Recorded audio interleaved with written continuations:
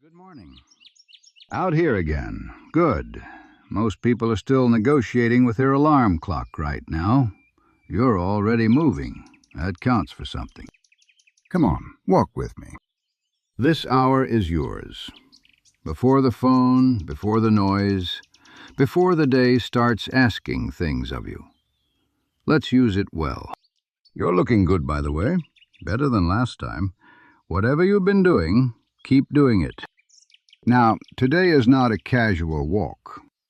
I want to tell you about two men whose thinking genuinely rearranged something in me, and at my age, that does not happen easily. The first man is Neville Goddard, a mystic, a teacher, someone who spent decades pulling apart the mechanics of how human beings actually create their lives, not theoretically, but practically. When I first came across his work, I almost put it down. Too simple, I thought, too quiet. I was looking for something more complicated, the way most of us are when we're lost. We assume the answer must be difficult, otherwise surely someone would have found it by now. But I kept reading, and somewhere around the third time through, something landed. Not with a bang, more like a key turning in a lock you didn't know was there. The second man is Bob Proctor.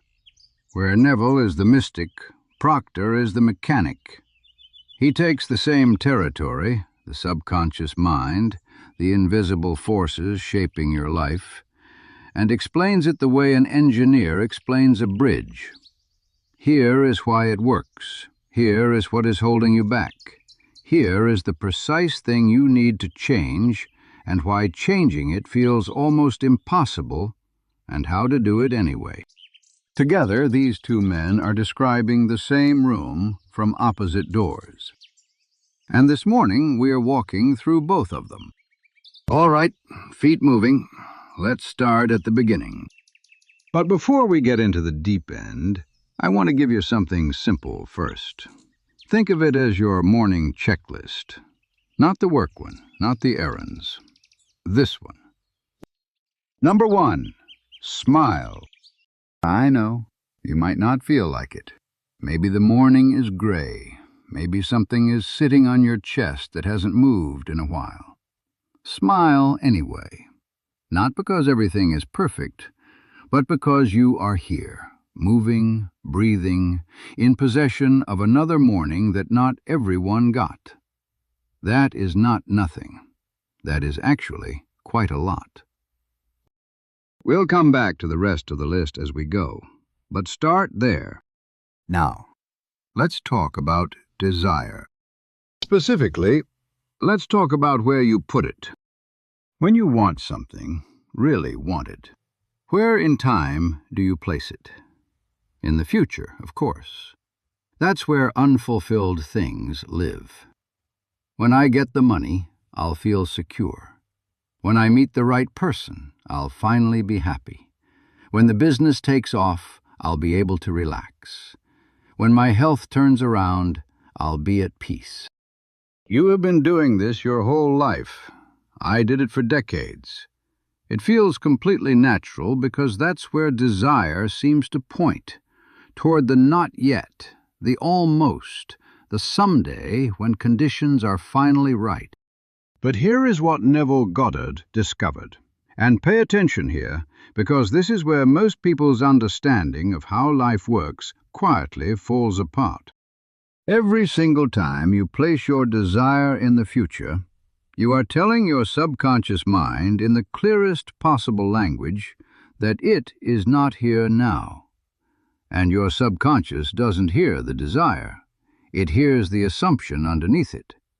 And that assumption, when you are perpetually pointing toward the future, is this: I do not have this. It has not happened. I am still waiting.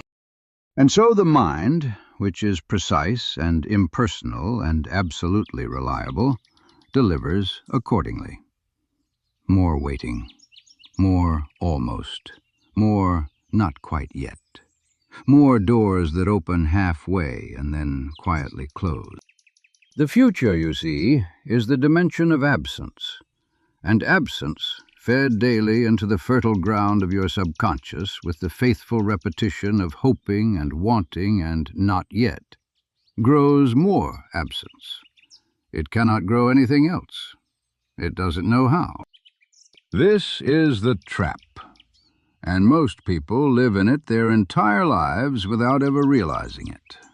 Not because they don't want enough, not because they don't try hard enough, but because nobody ever told them that the direction they were pointing their imagination was the very thing keeping what they wanted just out of reach. Now here's where Bob Proctor walks through the other door. And the first time I heard him explain this, I had to sit down. Proctor called it the paradigm. And what he meant by that word is simply this: a program. A collection of habits, beliefs, and assumptions installed in your subconscious mind, some of them from before you were old enough to have any say in the matter. Genetic conditioning, environmental conditioning. The things you heard repeated in your home growing up. The things the world showed you about what people like you could and couldn't achieve. And here is the part that stopped me cold. That paradigm, that invisible program, is running approximately 95% of your life. Not your conscious mind, not your intentions, not your intelligence or your education or how hard you are willing to work. The program. This is why, Proctor said, you find brilliant people who are broke. Genuinely gifted, hard-working, well-meaning people who cannot seem to get past a certain ceiling no matter what they do. It is not a talent problem. It is not an opportunity problem. It is a program problem. The paradigm was set at a certain level, and until the paradigm changes, the results don't change. It doesn't matter how many books you read, doesn't matter how many morning walks you take, though I appreciate you taking this one. And the most unsettling part? Most people don't even know the program is running. They think they are making conscious choices. They think they are steering. But the paradigm is the one with its hands on the wheel. Has been for years. Quietly, invisibly, efficiently delivering exactly the results it was programmed to deliver. You know what the subconscious mind reminds me of? A GPS. You punch in the destination, it calculates the route, it gets you there. Doesn't matter if the destination is a 5-star restaurant or a dumpster behind a petrol station.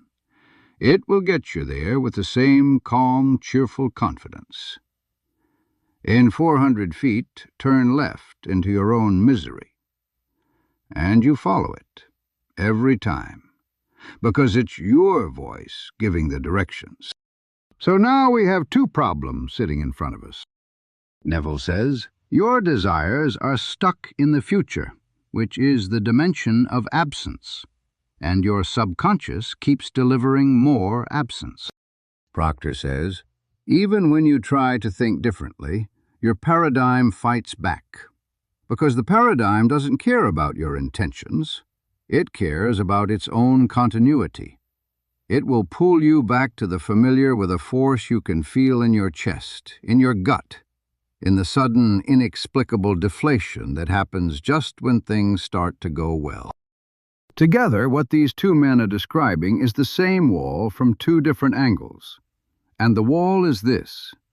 You cannot think your way out of a pattern your subconscious believes is true. Not with willpower, not with motivation, not with a really good vision board. You have to go deeper than thought. You have to reach the place where the program actually lives. And you have to replace what's there with something new, something that feels to the deepest part of you, not like a wish, not like a hope, but like a fact. That is what both of these men devoted their lives to teaching. And that is what we are going to walk through right now. Still with me out there? Good. I was starting to think I'd lost you to that very interesting-looking bird back there. Can't say I blame you. All right, keep moving. It gets better from here. But before we get into the how, I want to ask you something first. If you can overthink the worst, why can't you overthink the best? Think about a song you haven't heard in 20 years. Someone plays the first 3 seconds of it, and suddenly you're back. The smell of the room, the person you were with, the feeling in your chest. Your body doesn't know what year it is. As far as your nervous system is concerned, you are there, right now, fully. That is not nostalgia. That is evidence. Evidence that your mind and body cannot tell the difference between something that is happening and something that is simply being replayed with enough feeling behind it. Now here is the uncomfortable part. You have been using that exact same power every single day against yourself. You have run the failure scenario so many times, your hands know what it feels like to lose before you've even tried. You've had the argument in your head so thoroughly that you're already exhausted before the conversation starts. You've rehearsed the rejection with such commitment, such dedication, such genuine emotional investment, that frankly, if rehearsing disasters were a profession, most of us would be very comfortably retired by now. And your body bought every performance. Standing ovation, full belief. So here is my question. Same instrument, same stage, same extraordinary capacity for vivid, felt, emotionally committed rehearsal. What if you pointed it the other way? What if that call goes better than you planned? What if the thing you've been circling for months, the decision, the risk, the conversation you keep postponing, what if that is the exact thing that changes the shape of everything that comes after it? What if this is the year you stop rehearsing the worst and start building the memory of the best?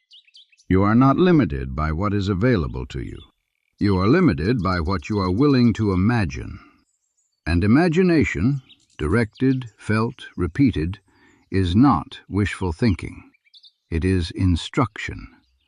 You are either giving your subconscious a blueprint, or you are giving it a disaster report. It will build from whichever one you hand it most consistently. So this morning, hand it something worth building. Because if you can overthink the worst, you can overthink the best. Number 3 on our list, think positive.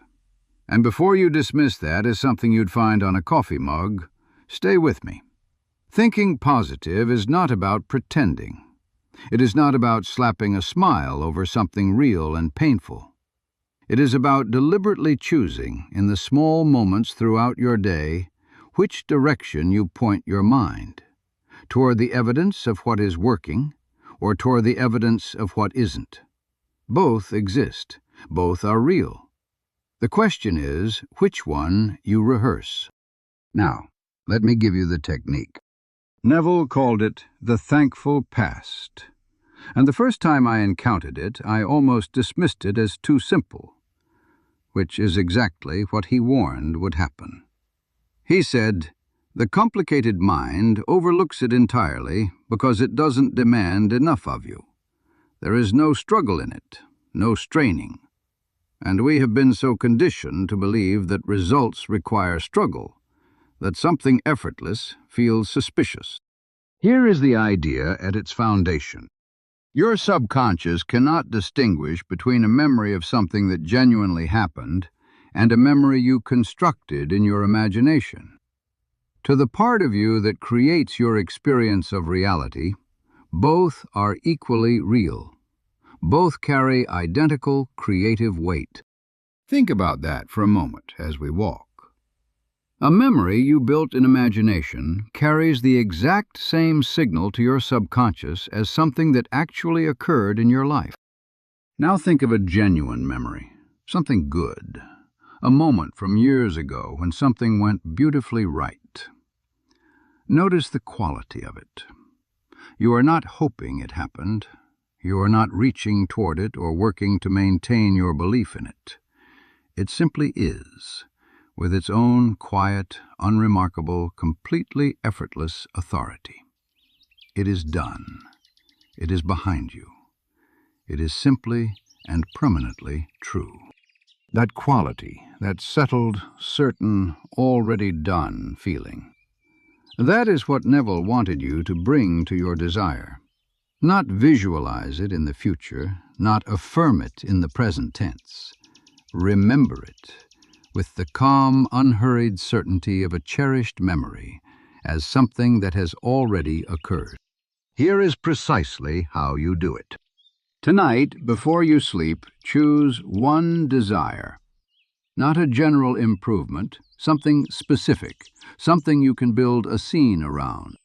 And instead of projecting it forward into some imagined future, travel backward. Go to a moment roughly 3 or 4 weeks ago, whatever timeline your mind can inhabit with the most naturalness. Place the fulfillment of your desire there, in the recent past. But here is the part that matters most. You do not imagine the moment of receiving. You imagine the moment after. The quiet, ordinary, of course this is my life moment that comes when something has been real long enough that it is simply normal.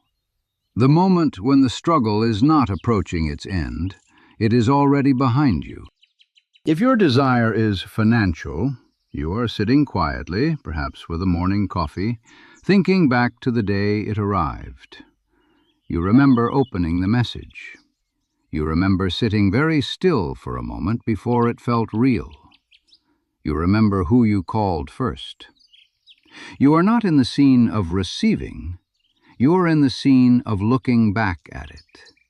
And that backward looking carries the quality of memory. Not visualization, not hope. Memory. If your desire is a healed body, you are standing in your kitchen thinking about the appointment 3 weeks ago when the numbers had changed. You remember how quietly the doctor said it. You remember walking to your car and just sitting there for a while. The healing is not approaching. It is behind you. If your desire is a reconciled relationship, you are having coffee and thinking, I remember when they called. I almost didn't answer. I remember neither of us spoke for a moment. That was 6 weeks ago. And now this is just how things are. Do you feel the difference? You are not hoping. You are not reaching. You are not trying to convince yourself of something you don't quite believe. You are remembering. And memory carries an authority that visualization of the future simply cannot match. And most importantly, feel the relief, not the excitement of receiving. The relief of the struggle being over. I used to check my phone every morning hoping for this. I don't have to do that anymore.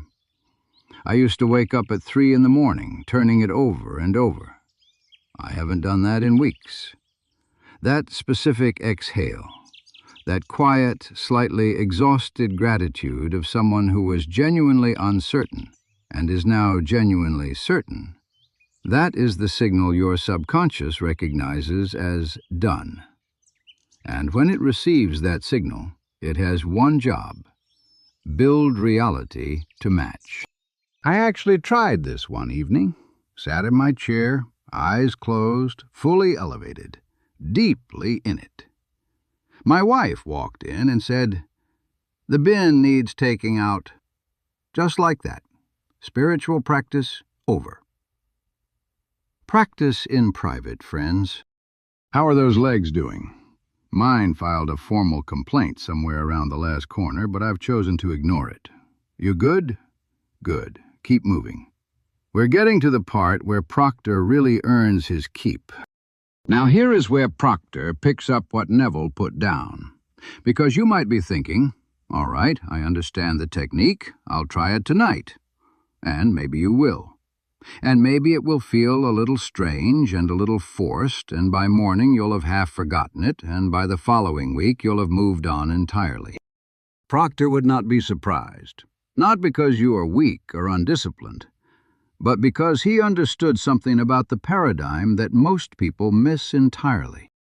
The paradigm does not move from one attempt. It doesn't move from a week of attempts.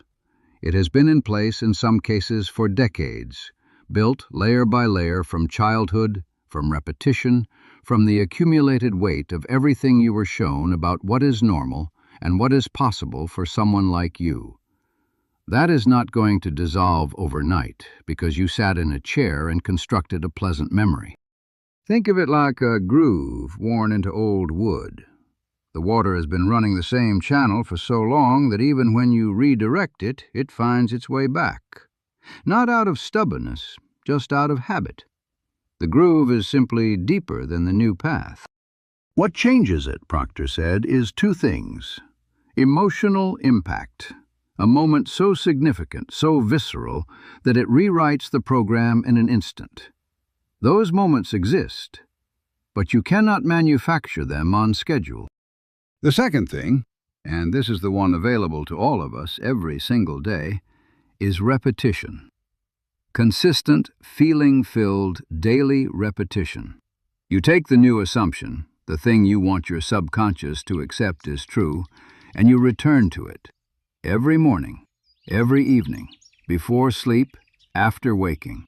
You give it the same faithful repetition that the old belief received for years, and eventually, not immediately, but eventually, it becomes fixed. It becomes the new default. The groove runs the other way now. Proctor pointed out something that should both humble and encourage you. Look at the most brilliant people you know, genuinely gifted, educated, hard-working, and ask yourself why some of them are still stuck, still circling the same ceiling year after year. It is not a talent problem. The paradigm was set, and nobody showed them how to change it. But here is the encouraging part. The paradigm can be changed. It has been changed by people with far less going for them than you have right now. It changes through repetition. It changes through feeling. It changes through the daily, faithful, non-negotiable practice of rehearsing who you are becoming, until your subconscious stops arguing and starts building. Number 2 on our list, be grateful. Not as a performance, not as something you say before dinner and forget by morning, but as a genuine private acknowledgement, even on the difficult days, that there are things in your life right now that someone somewhere is praying for. Gratitude is not passive. It is one of the most powerful signals you can send to your subconscious. Because gratitude says, I already have something worth acknowledging. And the mind that believes it already has something worth acknowledging builds more of it. Proctor talked about something he called the higher faculties. And what he meant was this. Every human being is born with a set of mental tools that most of us were never taught to use. Will, imagination, intuition, reason, memory, perception. These are not soft concepts. These are the instruments through which your life is actually built. And most people go through their entire lives using perhaps one or two of them, partially, without understanding what they are holding in their hand. Think about a musician who only ever plays one string on a 6-string guitar. The music still comes out. It just never becomes what it was capable of being. Take the will. Proctor described it as the ability to hold one image on the screen of your mind to the exclusion of everything else. Not brute force, not white-knuckling your way through resistance. A steady, quiet, concentrated focus on a single thing. And what that concentration does, physically, measurably, is increase the amplitude of the energy moving through you. Whatever you give your concentrated attention to, you give more energy to. You make it more powerful. You make it more real. When President Kennedy asked the rocket scientist Wernher von Braun what it would take to put a man on the moon, von Braun answered in 5 words: the will to do it. Not the technology, that would come. Not the money, that would follow. Not the plan, that would reveal itself. The will to do it. The decision made completely without knowing how it would be done. The image held steady on the screen of the mind. And this is where Proctor drew his sharpest line. Most people wait to make the decision until they can see how, until they have the resources, until the path is clear. But that is not how it works. The decision comes first. And the decision, made fully, emotionally, without a single foot still in the old reality, is what causes the how to appear. You do not need to know how. You need to decide, and then hold the image. And then let the faculties, your will, your intuition, your imagination, go to work on the how while you stay focused on the what. Now, I want to give you something practical, something you can use today, not someday, today. Ask yourself this: what is your desired reality? Not in vague terms, specifically. I want to accomplish this. I want to experience this. I want to become this. Hold that clearly in your mind as we walk. That is your goal. Now ask yourself the second question. If that desired reality were already true, what three emotions would you feel? Not what would you have or what would you own, what would you feel? Maybe it is peace. Maybe it is joy. Maybe it is love or confidence or freedom. Find the three emotions that living inside that reality would naturally produce in you. Now here is the part that changes everything. Those three emotions, that specific combination of peace, joy, love, or whatever yours are not just the result of your desired reality. They are the frequency of it. They are the vibration that your desired reality exists on. And here is the paradox I want you to really sit with. If those feelings would be produced by the situation, then those same feelings, genuinely experienced right now, will produce the situation. When you find a way to feel peace today, real peace, not performed peace, you are tuning yourself to the frequency of everything peace produces. When you feel genuine joy today, you are not waiting for your desired reality. You are inhabiting it. You are becoming it. And when you become it, fully, genuinely, in your body and not just your mind, something shifts. You will notice that you no longer want the desired reality the way you used to want it.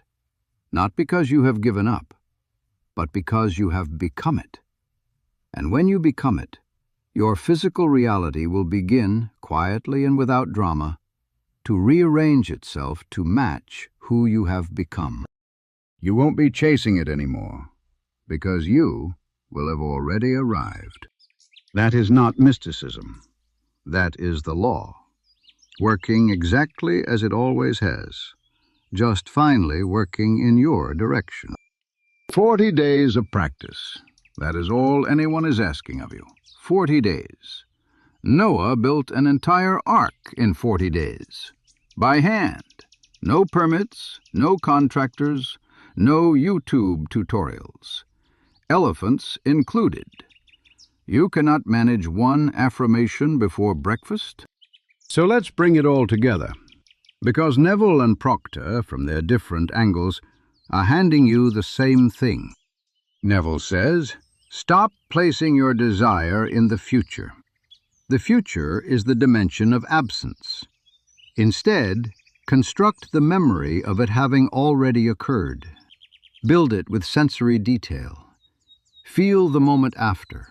Not the excitement of receiving, but the quiet relief of the struggle being over. Fall asleep inside that feeling tonight, and do it again tomorrow night, and the night after that. Not because you are pretending, but because you are giving your subconscious a new assumption to build from. And the subconscious, which creates your experience of reality without your conscious involvement, will get to work matching that assumption in ways you cannot predict and do not need to control. Proctor says, understand that the paradigm will resist this, it always does. Not out of malice, but out of habit. The old groove is deep. So you make the decision, fully, completely, without one foot still in the old story. And then you practice, every day, with feeling, with the higher faculties engaged, with your imagination building the image, and your will holding it steady, and your intuition quietly navigating the how, while you stay focused on the what. Together, what they are saying is this: feel it as done, decide it as real, rehearse it as memory, repeat it until the body believes it before the circumstances confirm it. And then, without forcing, without grasping, without the anxious checking to see if it's working yet, trust the law. Because the law is precise, and it is impersonal, and it delivers to you exactly what you have most deeply and consistently assumed to be true. The only question is what you are going to assume from this morning forward. And the last one on our list: be happy. Not because everything is resolved, not because the circumstances have caught up yet, not because you can see the whole path from here. Be happy because you have decided to be. Because happiness chosen deliberately, in the absence of obvious reason, before the conditions are right, before the proof arrives, is one of the most powerful things a human being can do. It tells your subconscious, I am not waiting for life to give me permission to feel what I want to feel. I feel it now. I choose it now. And from that choice, from that frequency, from that assumption, everything else follows. That is not a platitude. That is the entire lesson, right there in 2 words. You know, you kept up remarkably well this morning. I had my doubts somewhere around that hill back there. But look at you, still moving, still here. That's the whole thing, isn't it? You just keep showing up. We've covered some ground today, more than just the pavement. You came out here this morning carrying something. Most people do. And maybe the circumstances haven't changed between here and home. Maybe the problem is still the problem. Maybe the uncertainty is still uncertain. But something else has shifted, I think. Something quieter than circumstances. Something in the way you're holding it. Neville Goddard spent his life trying to tell people one thing: stop waiting for the outside world to change before you allow yourself to feel what you want to feel. The outside world is downstream of the inside one. Always has been, always will be. Bob Proctor spent his life trying to tell people one thing: the program can be changed. No matter how long it's been running, no matter how deeply the groove goes. Through decision, through repetition, through the daily faithful practice of becoming the person your desired life requires, it changes. And I have spent this walk trying to tell you one thing. You are not limited by your circumstances. You are not limited by your past. You are not limited by what has or hasn't worked before. You are limited only by what you are willing to imagine, to feel, to rehearse, and to decide. So tonight, construct the memory. Feel the relief of the struggle that is already behind you. Fall asleep inside that feeling. And tomorrow morning, when the alarm goes off and the mind starts its usual inventory of everything uncertain, remember this walk. Remember what you chose to rehearse here, and hand your subconscious something worth building.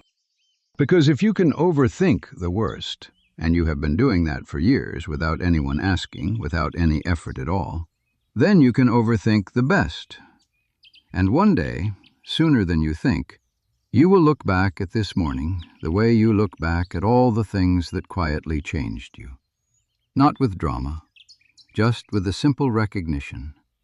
Something shifted here, and I chose it. You go on ahead and finish the walk. Don't analyze it. Don't try to apply all of it at once. Just carry one thing. The one that landed somewhere in your chest rather than just your head. That's your starting point. The rest will come. Take care of yourself out there, and I'll see you on the next one.